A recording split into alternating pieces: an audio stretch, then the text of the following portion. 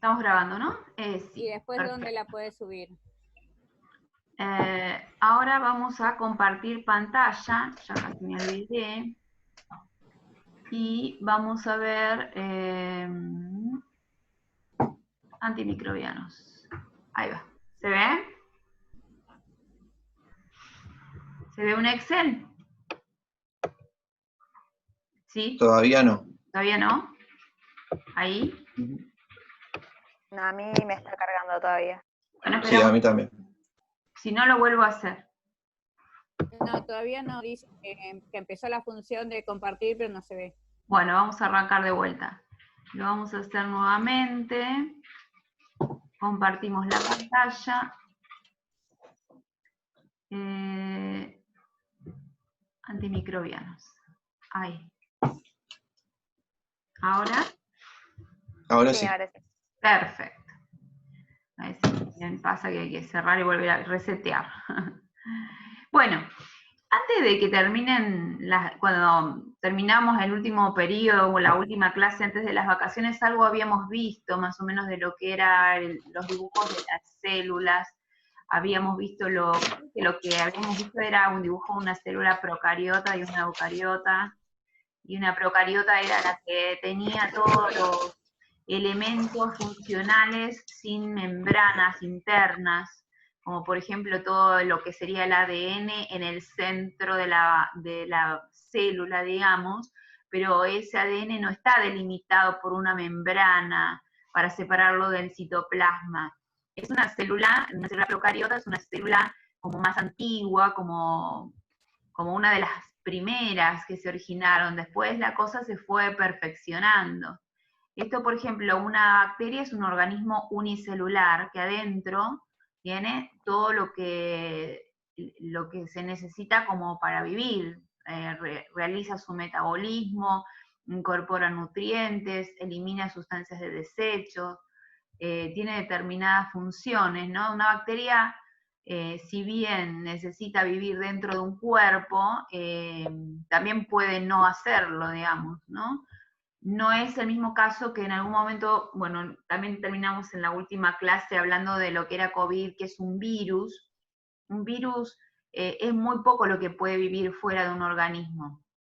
En cambio, por ejemplo, en el caso de las bacterias, tenemos, por ejemplo, la bacteria del tétano, creo que eso ya lo habíamos comentado, que en sus diferentes formas puede perdurar días y días en un ambiente sin necesidad de estar parasitando a alguien, digamos. En cambio, al virus le faltan estructuras como para ser independientes, por eso tanto no pueden durar solos sin estar parasitando un cuerpo. El otro microorganismo importante es el hongo. El hongo ya es una célula más perfeccionada porque adentro tiene, digamos, membranas que delimitan. Alguien me está hablando, pero no puedo escuchar qué me está diciendo. Bueno, por ahora. Bueno, lo que les quería decir es que es un poquito más evolucionada, tiene tiene ribosomas, tiene todas las organelas delimitadas por membranas, el ADN está dentro de un núcleo, y el ARN va y obtiene la información del ADN, pero ya es una bacteria un poquito más, como más moderna, ¿no? Después la más top de todo sería la célula humana. Pero tanto lo que es una bacteria como un hongo son organismos unicelulares. En el caso de la bacteria, una característica muy importante es su pared celular. Su pared celular tiene que tener determinadas características y tiene que mantenerse en perfectas condiciones, porque no es una envoltura cerrada y fija, sino que tiene diferentes mecanismos de transporte a través de los cuales ella puede, primero, protegerse, mantener su equilibrio osmótico, se llama. Equilibrio osmótico es decir, la cantidad correcta de líquidos y de sales que le es necesaria para poder sobrevivir. Porque si algo se rompiera dentro de la pared celular, dentro de esa pared celular o esa membrana celular, si algo se rompiera, ese equilibrio osmótico se pierde. Es como que se produciría, como que si se secara esa bacteria, y al secarse, digamos, pierde la vida. Es una manera de exterminar una bacteria, por ejemplo, trabajar sobre la membrana celular o sobre la pared celular. En el hongo también, todos los mecanismos que trabajen sobre el hongo, hay una característica fundamental que diferencia a este microorganismo y a esta estructura celular, que es su pared celular también, que tiene una composición característica, y todos los antimicóticos que existen, que fueron creados, trabajan de una o de otra manera en romper esa pared celular, con lo cual también se rompe el equilibrio osmótico. Y al romperse ese equilibrio, esa cantidad exacta de sales y de minerales y de agua que se necesita para poder vivir, es como nosotros, si nosotros nos deshidratáramos, por ejemplo, perdemos nuestro equilibrio y podemos terminar hasta hospitalizados o en situaciones muy delicadas, porque la concentración de sales y de agua dentro de un organismo es fundamental. Bueno, entonces lo que vamos a empezar a ver es antimicrobianos. Para cada tipo de microorganismo va a existir una familia determinada de medicamentos sobre las cuales se va a trabajar.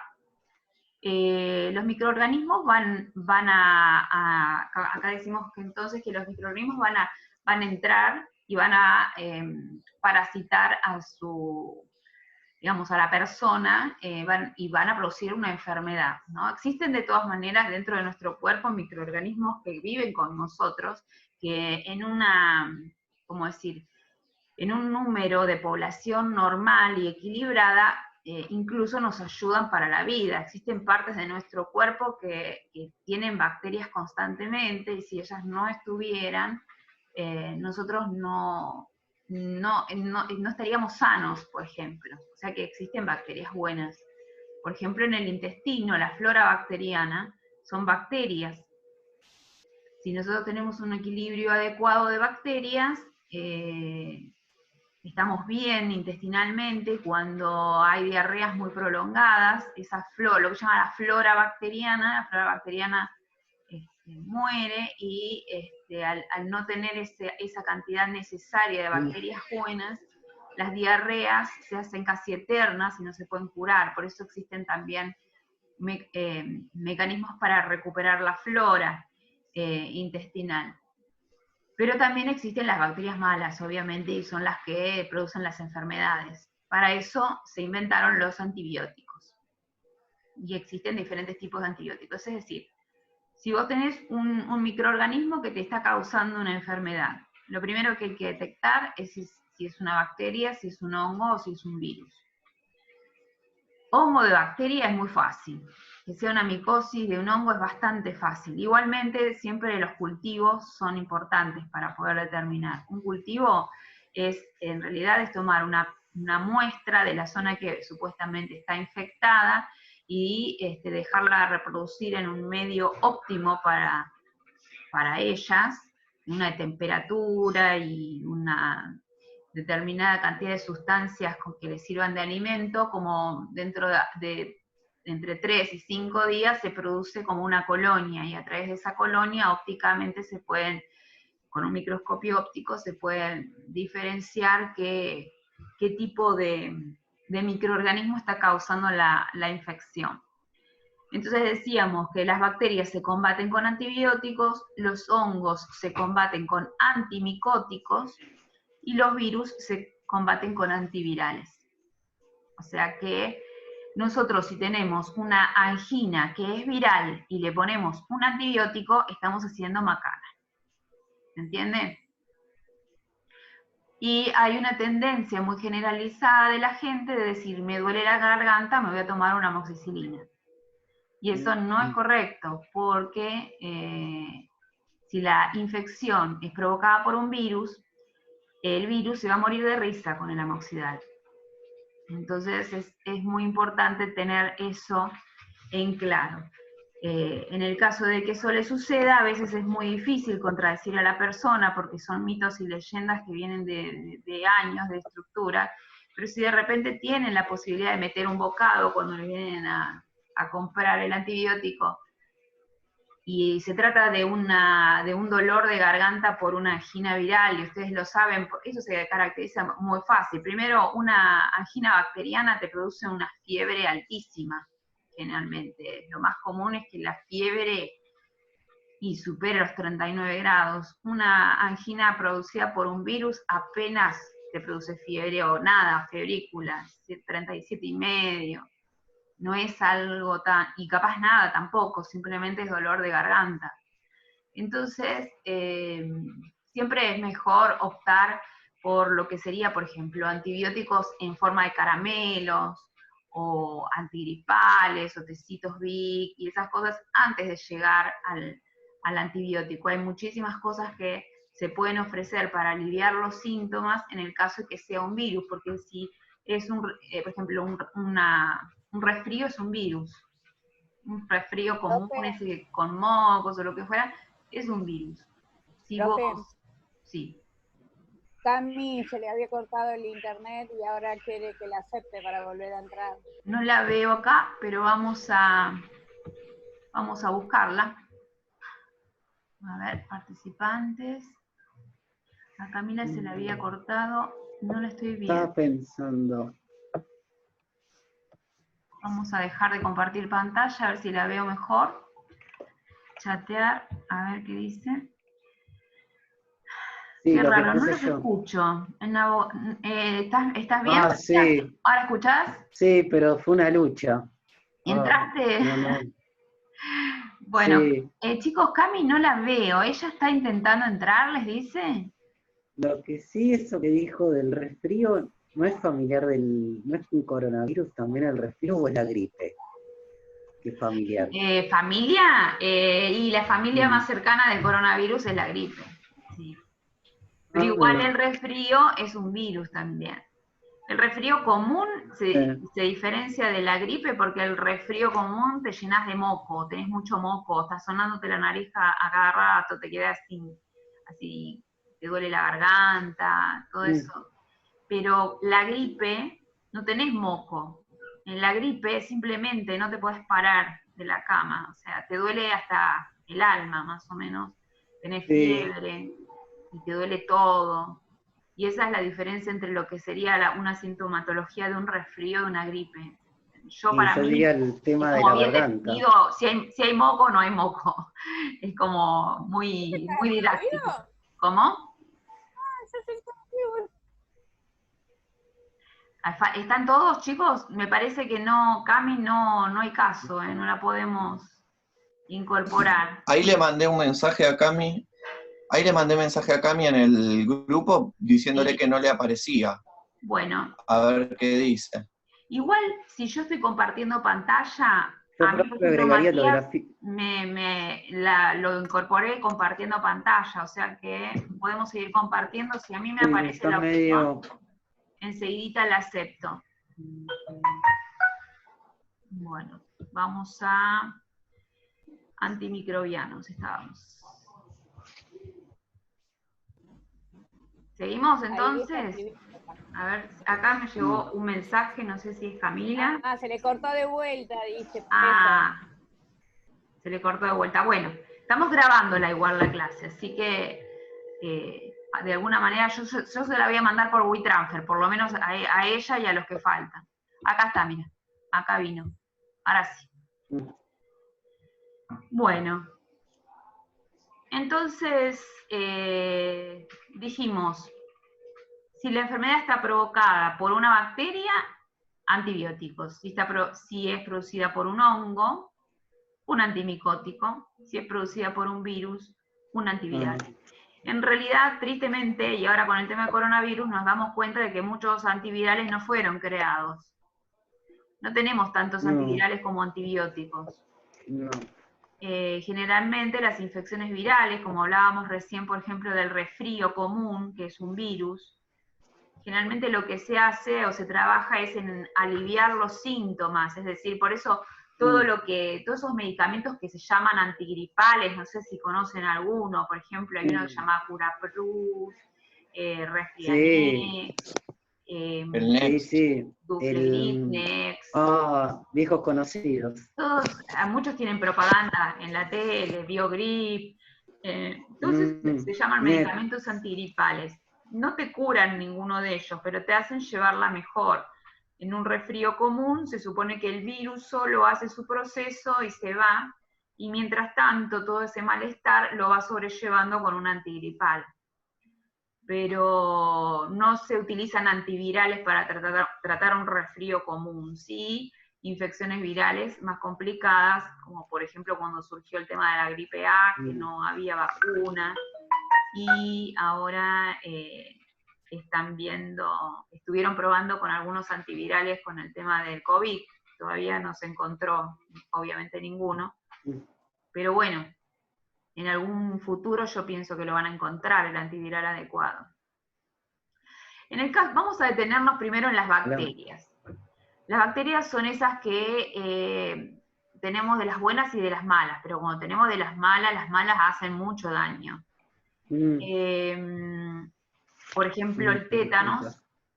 El tétanos es una enfermedad que a través de algo que se introduce en la piel, alguna lesión, lastimadura o lo que fuera, es muy rápido, la bacteria del tétanos ingresa rápidamente al cuerpo, y el cuerpo es como que tiene muy poca defensa contra eso, si es que no existiera la vacuna, ¿no es así? Por eso en nuestro calendario de vacunación siempre tenemos vacuna antitetánica. O sea, por eso no pasa nada, pero cuando no existía la vacuna antitetánica, las personas se morían de tétanos, por ejemplo, por lastimarse con un clavo, o la gente que vivía en el campo, o lo que fuera. No hay mucho con qué darle a la bacteria del tétanos, ¿no? No hay mucho antibiótico que pueda con él. Y son bacterias realmente muy, muy dañinas, las Escherichia coli, las streptoquinasas, bueno, hay varias. El tema es así, no importan los nombres. Lo importante es saber que se trata de una bacteria, o se trate de un virus o de un hongo. En el caso particular de las bacterias tenemos varias maneras de detectarlo. Existe un método para verlos a través de, porque estos son organismos muy pequeños, ¿no? Imagínense que el ojo a simple vista no los puede ver a las bacterias. Entonces se pueden utilizar microscopios ópticos o microscopios electrónicos. Los microscopios electrónicos surgieron posteriormente, pero al principio, un método bastante antiguo, pero que todavía está en uso, es observar las bacterias a través de un microscopio óptico, que es un microscopio que ve, o sea, de no tanta resolución como el electrónico, y como no tiene tanta resolución, lo que se hacía es utilizar un método de tinción que usando diferentes sustancias, como por ejemplo yodo y una solución violeta de genciana se llama. A través de ese proceso, la pared celular de las bacterias se tiñe o no se tiñe. Entonces, cuando se tiñe, la bacteria pasa a denominarse gram positiva. Gram porque es la metodología que se usó para teñir, y positiva porque tiñó. Y gram negativa es cuando no tiñó. Ahí yo les hice un anexo igualmente de cómo es todo el proceso para hacer la tinción y demás, si ustedes quieren ampliarlo un poquito más, pero simplemente es para que sepan qué significa gram positiva o gram negativa. Es un método para poder visualizar bacterias a través de un microscopio óptico. Cuando ustedes logran que tiñan, por ejemplo las bacterias, algunas no tiñen nada cuando son gram negativas y otras tiñen muy clarito. Depende del proceso que se utilice, ¿no? Hay algunas variaciones dentro del método de tinción gram. Pero lo que nosotros observamos en el microscopio óptico es que las bacterias tienen diferentes formas, 3 formas básicas, unas que se llaman cocos, otras se llaman bacilos y otras se llaman espirilos. Eso lo vamos a ver en los gráficos de acá al lado. Así tienen una idea de cómo es el tema. Los cocos son así, son redonditos y se pueden agrupar y ahí forman los estreptococos. O pueden formar grumos, se llaman estafilococos. Después también están los bacilos, que pueden estar sueltitos, son como bastoncitos. Si se juntan de a dos pueden ser diplobacilos, si se juntan de a muchos pueden ser estreptobacilos. Y los espirilos son como rulitos. Eso sería lo que uno podría llegar a visualizar cuando los mira por el microscopio óptico. Acá les dibujé, o sea, les traje esta imagen para que vean qué es un cultivo bacteriano. Es esto que les contaba al principio de la clase, a lo mejor algunos no estaban, cuando uno, por ejemplo, va a una guardia por un dolor de garganta fuerte, lo que un médico debería hacer para actuar correctamente es hacer un hisopado de fauces, extraer una muestra de la zona de la garganta y hacer un cultivo. Esta es una forma de hacer un cultivo. Existen diferentes otros métodos mucho más modernos que estos ahora, pero lo que se hace, en definitiva, esto es un vidrio de reloj, un caldo gelificado con diferentes nutrientes, colocan la muestra desparramadita en el caldo, se hace esto, miren, esto que yo hago con el mouse, ahí se genera el cultivo, se hace así con el hisopo con el que extrajo la muestra, y en 5 o 6 días, bajo determinadas condiciones de temperatura y de nutrientes que ya lo trae el caldito, se producen estos puntitos que serían poblaciones de muchísimas bacterias juntitas, y esto sí se puede ver ópticamente, se puede ver con los ojos, digamos. Cuando vos tenías una muestra, no veías nada, pero cuando lo dejaste crecer y armaron estas poblaciones, ahí sí se puede ver ópticamente. Esto es lo que sería un cultivo bacteriano. Ahora también Profe. existen cosas más modernas que estas, van a poder ver muchísimas variantes, pero básicamente siempre tienen la misma esencia, ¿no? Es decir, aportarle nutrientes a la bacteria o al microorganismo para que crezca y que se genere una población. Y profe, por ejemplo, vio que ahora también se hace el cultivo de fauces, pero sería para un virus. ¿Y se usa más o menos la misma técnica o es muy Se usa la diferente? misma técnica, lo que sucede es que en el virus no te va a crecer nada. No vas a ver nada de esto. ¿Y cómo Te lo...? va a dar negativo. No hay infección bacteriana, te va a decir. Eso sería lo que va a pasar. Entonces ahí es donde... ahora, si hay crecimiento, significa que es una infección bacteriana, quiere decir que tenés una angina bacteriana y es muy importante hacer el tratamiento con el antibiótico, y el tratamiento con antibiótico tiene que asegurar que mataste hasta la última bacteria, porque las anginas bacterianas, por ejemplo, si no están bien curadas, después traen consecuencias a largo plazo, que son infecciones en el riñón, que pueden traer problemas bastante delicados y crónicos de salud. Por eso es muy importante que cuando el resultado de este tipo de cultivos para una angina, por ejemplo, estamos quedando sin tiempo, si se corta volvemos al mismo link, ¿sí? Si esto da positivo, generalmente se utilizan antibióticos como penicilina o derivados de la penicilina, y el tiempo de tratamiento con ese antibiótico mínimo 10 días. No una semana, 10 días, para asegurarte que no quede ni una tiene que quedar. Porque una solita te puede producir desastres después. Bueno, volvemos un poquito al otro Excel. Entonces, estas serían maneras de observar bacterias. Existe, por supuesto, también lo que se llama el microscopio electrónico, que directamente a veces con un buen microscopio electrónico ni necesitas método de tinción y ya ves todo directamente. Pero bueno, son equipos más sofisticados y más caros, más costosos. Para las bacterias, entonces, lo que vamos a usar van a ser diferentes tipos de antibióticos, y los antibióticos se clasifican en diferentes familias. Esto es de acuerdo a su estructura química. La clasificación está fundamentalmente dada a partir de una estructura química determinada que tienen, pero cada uno tiene su mecanismo de acción. Esta es una presentación formal y después vamos a ir viendo un poquito de cada cosa. A ver cuánto nos falta de todo esto. Bueno, nos queda poquito de esto. Si se corta, entonces vuelvo a repetir, retomamos la clase enseguidita para por lo menos cerrar el tema de ámbito. Entonces, tenemos los antibióticos beta-lactámicos. Dentro de los beta-lactámicos están los más importantes, que son las penicilinas y las cefalosporinas.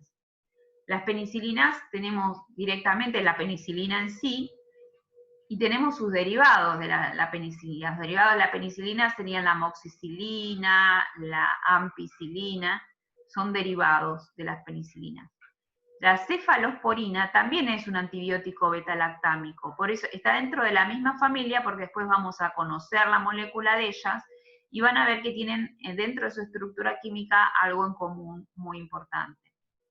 Después tenemos antibióticos aminoglucósidos, como por ejemplo la gentamicina, la familia de los azúcares complejos, como por ejemplo la clindamicina, la familia de los antibióticos polipeptídicos, la palabra lo dice, son muchos péptidos, es decir, muchas unidades proteicas, digamos, y una de ellas, uno de esos antibióticos es la polimixina.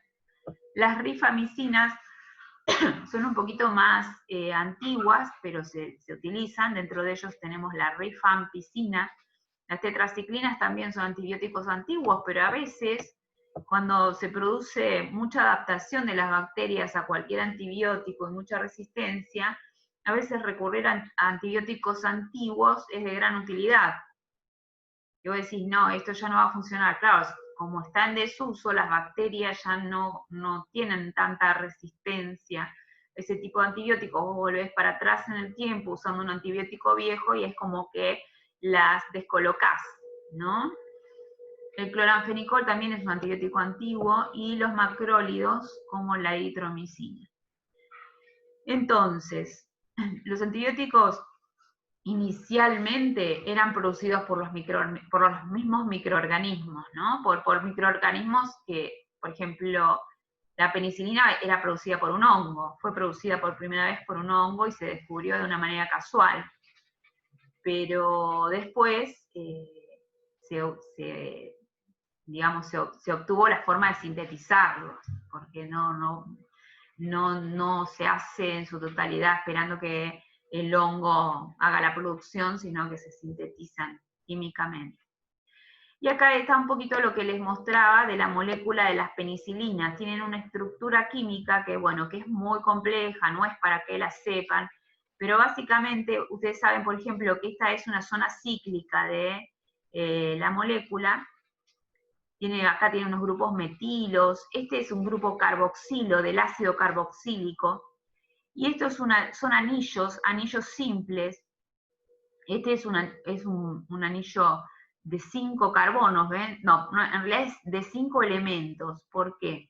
Porque este que no dice nada es un carbono, este es otro carbono y este es otro carbono, pero cuando vos no escribís la palabra carbono y le pones una N, significa que ese enlace está formado por un nitrógeno y este por un azufre. Este anillo de 4 elementos con un nitrógeno en el extremo, este es lo que se llama anillo beta-lactámico. Esta es una estructura química característica que le da el nombre, ¿no? Anillo beta-lactámico. Esta es la estructura química de la penicilina. Entonces dijimos que tiene 2 partes cíclicas. Si se llega a destruir la parte del anillo beta-lactámico, la penicilina pierde su actividad química. Es decir, esa capacidad de ir y destruir a la pared bacteriana, porque eso es lo que hace con la bacteria, la penicilina, si la bacteria es audaz, suspicaz y encuentra una forma de destruirle a esta molécula, el anillo beta-lactámico, es como que está matando a su enemigo, y de hecho lo logró. Las bacterias que son atacadas por las penicilinas en algún momento mutan y comienzan a producir dentro de su metabolismo unas enzimas que se llaman beta-lactamasas, que lo que hacen es romper al anillo beta-lactámico. Entonces, la actividad antibacteriana de la penicilina se ve súper reducida, con lo cual el antibiótico deja de hacer efecto. Por eso después el hombre fue más audaz que la bacteria y le agregó un inhibidor de las beta-lactamasas, y por eso asoció, por ejemplo, ¿vieron cuando encuentran la amoxicilina asociada con el ácido clavulánico en el Octamox?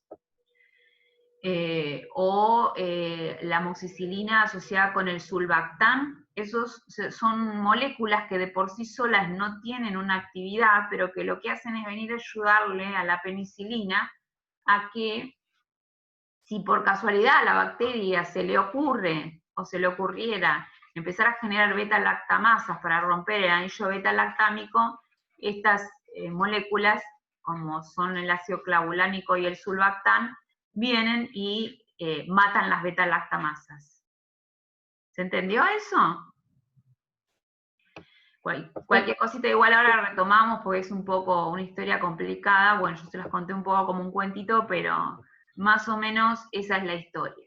Estos son ejemplos de antibióticos de amplio espectro como la penicilina. Las penicilinas, estas son las penicilinas inyectables, que vienen de 1.200.000 y de 2.400.000, las elabora en este momento el laboratorio Bagó. Y la penicilina de manera oral no se llama penicilina, sino fenoximetilpenicilina, que es la forma molecular en la cual se puede transformar en un sólido la penicilina y ser absorbida por el cuerpo de manera oral.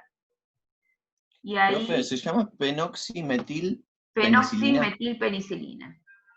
Esa sería, es como una sal o una pequeña modificación química dentro de la molécula de la penicilina para poder, para que el cuerpo la pueda absorber de manera oral y no inyectable. En este caso, va directo a la sangre. Y en este caso, pasa por todo el aparato digestivo. Chicos, la verdad que nos recontra alcanzó el tiempo. No sé si tienen dudas de esto. A ver si nos queda algún dibujito para mostrar, para aclarar el tema. Bueno, esto por ejemplo esto es algo que se vería en un microscopio óptico si nosotros usáramos el método de tinción Gram y veríamos bacilos Gram negativos. Esta es la molécula de un antibiótico beta-lactámico. Esto sería también un método de tinción Gram y esos son espirilos. Y esta es una cefalosporina. Fíjense que los anillos son iguales. Son iguales. El conjunto de anillos